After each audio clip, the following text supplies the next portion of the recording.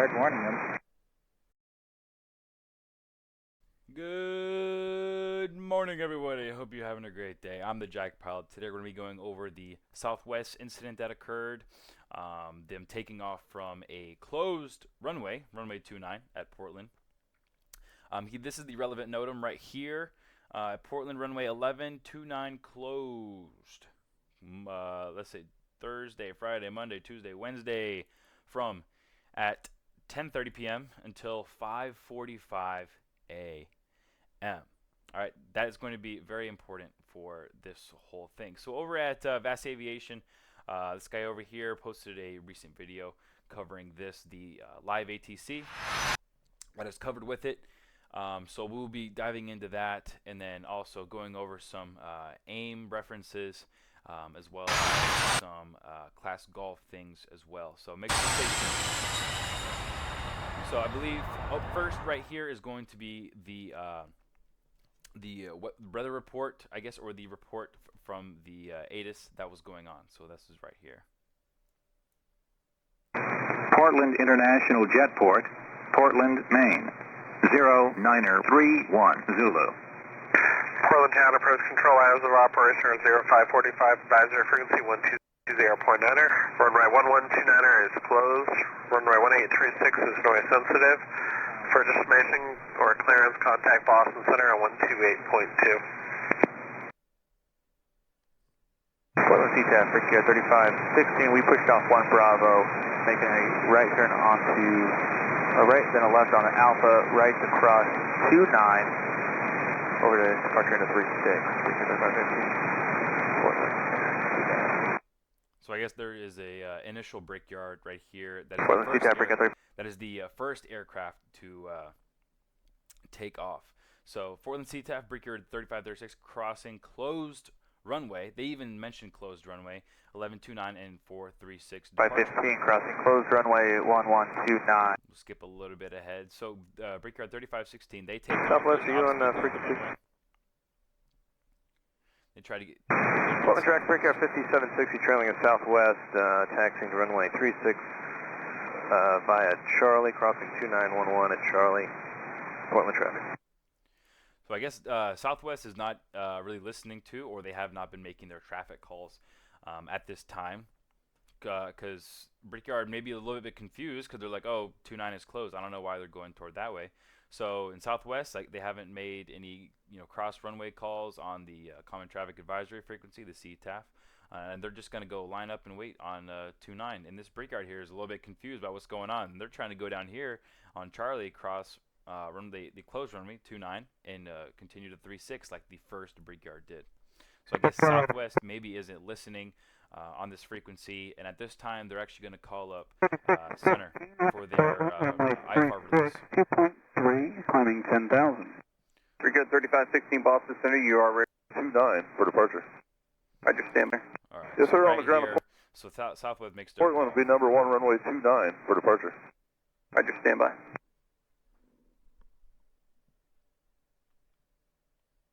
Southwest 4805, amendment altitude on departure, climb and maintain 4,000. You are released for departure. Clearance void if not off in 3 minutes. If not off in 3 minutes, advise Boston Center.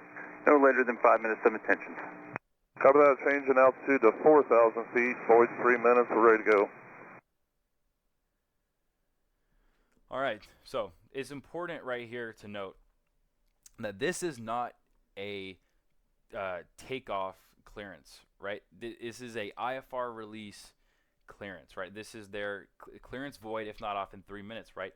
Their clearance is void. Now, this is not a clearance for takeoff. That is important to note. I guess there's still an ops vehicle on the runway, but at this time, the runway is closed, right? I believe right now it's about 5:42 in the morning. Where they take up. Portland traffic, airport vehicle, just be advised, we're seated for an on-time opening here of runway 29er, but it's going to remain closed until schedule 5:45. All right, so Southwest still has not acknowledged this. The ops vehicle makes this call on the frequency. Hey, it's going to be still closed until 5:45. But I guess Southwest clock is actually running a little bit ahead. Southwest pulling on the 29. If it's still closed, I do have a vehicle on the runway currently. Now, Tower is actually advising this, right? Even though the Class Charlie airspace is not valid, or I guess not operating at this time, it is still uncontrolled field. And the Southwest pulling on to 29, just so you know, there is a vehicle on the runway, so when it is closed. Even Tower is trying to get Southwest to acknowledge that there is a vehicle on the runway, and the runway is closed. Boston Center, Brickyard 5760 is number 1 at runway 36 for departure at Portland. Brickyard 5760, Boston Center, roger. Just continue to hold. I got 1 rolling now. Copy that. Center Brickyard 3516A, ride reports ahead and in the climb. So I'll skip a little bit ahead here. Let's see. All right, so at this time... Good morning, Portland Jetport Aircraft Control Services is into 0545 local class Charlie airspace is in effect. ATIS information, Romeo is right. So at this time, Class Charlie Aircraft, Portland Approach Control Services resumed at 0545 local Portland class Charlie airspace now in effect. ATIS information, Romeo current, landing and departing runway 29. Now they are actually landing and departing 29, right? So Southwest would be legal if they would have waited another 2 or 3 minutes. But Southwest pilots, I guess they needed to go where they needed to go. Anyway, in this case, so Southwest is in the air and Southwest 4805 Boston. Go ahead. Just trying to check, did you depart runway 28, 29? We did depart 29. Yeah, that runway was closed. I thought it opened at 45. There was no markings there anywhere. Right, it did open at 45, but you departed at 42. So they open at 45, but they depart at 42, and I guess Southwest right here is trying to make maybe a little bit of an excuse. There's no markings there anywhere, right? They thought it opened at 45. There's no markings anywhere. So because usually when we think of a closed runway, it usually has a big X over the numbers, or they have a vehicle with a big X standing in there, a big X signage on the runway numbers to simplify, or as a symbol that the runway is closed. But sometimes these NOTAMs can get buried in in the runway, or I guess in the OFP that they have by the company. The NOTAMs can get buried by different things. Maybe they're task saturated, whatever's going on in the cockpit, whatever. And it's early morning. It's 5:45. Maybe they don't want to read all the NOTAMs or something. But it looks like they did, and they tried to maybe play it off that they got off in time before the runway had opened. So this is Portland right here. Look, the control tower, right, 120.9 has a star by it. That means the tower is going to be part-time operational over right here. So this airspace right here, this overlying shaded airspace, is going to be all Gulf airspace. Gulf airspace that goes up to but not including 700 feet, right? So this, at this time, would be Gulf airspace. Now, Southwest, they are not yet really required to make radio calls during Class Gulf airspace, because one of the requirements for Class Gulf airspace, or I should say not requirements, is two-way radio communication. You could have any crop duster or whatever, you could make no contact at all in this airspace. But it is good to practice certain communications, even when you're not talking on the Common Traffic Advisory Frequency, your CTAF.